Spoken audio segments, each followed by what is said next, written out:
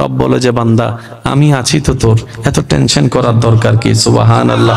আমি রহমান আছি না, আমি মালিক আছি না, আমি খালিক আছি না, তোর এত টেনশন করস কেন? বান্দারে অতীতের যত সাল তুই গুনাহ করছস ভুল করে, এখন তো বুঝতে পারছস যে ভুল করছস। বান্দা বলে যে আল্লাহ আমি বুঝতে পারছি। রব বলে যে একটা কাজ কর, খালেস নিয়তে মন থেকে ভবিষ্যতে এমন কাজ আর করব না, এই নিয়তে আমি আল্লাহর কাছে একবার তওবা কর, আমি আল্লাহর কাছে একটা ক্ষমা চা, আমি আল্লাহর কাছে একবার ক্ষমা চা। বলেন না সুবহানাল্লাহ। তুই মন থেকে আমি আল্লাহর কাছে অনুনয় বিনয় অনুশোচনা করে একবার তওবা কর, আমি আল্লাহ তোর সারা জীবনের গুনাহ মাফ করে দিতে রাজি। বাম কাঁধের পুরা ডায়েরি আমি একদম শেষ করে দিব, হাসরের ময়দানে সেটা কেউ খুঁজেও পাবে না আমার বান্দা 15 সালে কি গুনাহ করছে। এবার আওয়াজ দিয়ে বলেন সুযোগ আছে? নেওয়ার দরকার কাদের? নিচ্ছি না, দোষ কাদের? বলেন। 5 ওয়াক্তে 5 বার মুয়াজ্জিন ডাকে, মুয়াজ্জিনের কি টাকা পড়ছে? মুয়াজ্জিনের টাকাটা কি? রব বলে যে আমার বান্দা ব্যস্ততার ভিতরে হয়তো আমার কাছে আসার কথাটা ভুলে যাবে, মুয়াজ্জিন তুমি একটু 5 ওয়াক্তে 5 বার আজান দিয়ে আমার বান্দাদেরকে একটু মনে করাই দিও। আর একটু জোরে বলেন না। এবার মুয়াজ্জিন বলে আল্লাহ, একটু মনোযোগ। মুয়াজ্জিন বলে আল্লাহ ঠেকা তার, তুমি স্মরণ করাই দিচ্ছ কেন? সে যেহেতু তোমার নিয়ামত খাচ্ছে, সে না নিজ দায়িত্বে এসে তোমাকে হাজিরা দিয়ে যাবে নামাজে। আল্লাহ তুমি কেন স্মরণ করে দিচ্ছ? রব বলে যায় কারণ আমি আমার বান্দাকে অনেক বেশি মহব্বত করি। আমার কোন বান্দা জাহান্নামে যাক, আমি আল্লাহ সেটা পছন্দ করি না। বলেন না সুবহানাল্লাহ। এবার মুয়াজ্জিন বলে আল্লাহ সে নিজের বাপ মার কথা শুনে না, আমি ডাকলে কি আসবে? হ্যাঁ,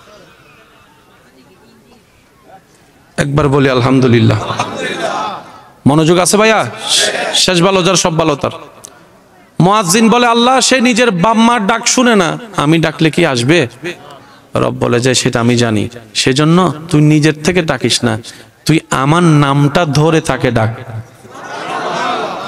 আমার বান্দাকে কানের মধ্যে শোনাই দে আমি রবের নামটা, আল্লাহু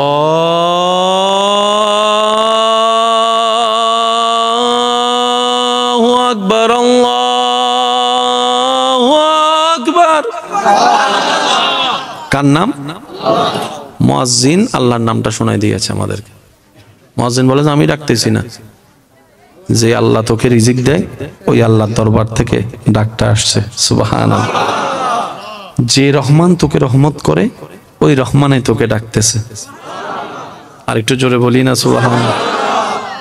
হাইয়া আলাস সালাহ, নামাজের দিকে আসো। তো রব তো জানে বান্দা লাভ ছাড়া কিছুই করে না, লাভ পাইলে দৌড়াই, লাভ না পাইলে দৌড়ায় না। আল্লাহ পাক বলে যে আমার বান্দাদেরকে একটু শুনাই দে যাতে তারা মনে না করে এই 10টা-20টা মিনিট নামাজ পড়লে তার লস হবে, এটা যেন সে মনে না করে, তাকে শুনাই দেয় হাইয়া আলাল ফালাহ, হাইয়া আলাল ফালাহ। আসলে নামাজে লস হবে না, দুনিয়াতেও লাভ আখিরাতেও লাভ হবে। এবার আওয়াজ দিয়ে বলেন যাচ্ছি না, ডাকে সাড়া দিচ্ছি না, দোষ কাদের? আমি আমারটা বলছি, আপনারা আপনাদেরটা বলুন। দোষ কাদের? রব রহমত দিতে প্রস্তুত, নিতে জানি না, দোষ কাদের? ব্যর্থতা কাদের? তারপরও দিন শেষে আমরা অনেক সময় আল্লাহর উপরে নারাজ করে কথা বলে ফেলি। প্রেম করতে আল্লাহ নিষেধ করেছেন, নিজেই প্রেম সাগরে ডুব দিয়া I love you too true love, তারপরে তাহাজ্জুদে যাইয়া বসে আল্লাহরে বলে আল্লাহ তোমার কাছে তাহাজ্জুদ পড়ে পড়ে এত কিছু চাইছিলাম। কথা বলেন ঠিক কিনা?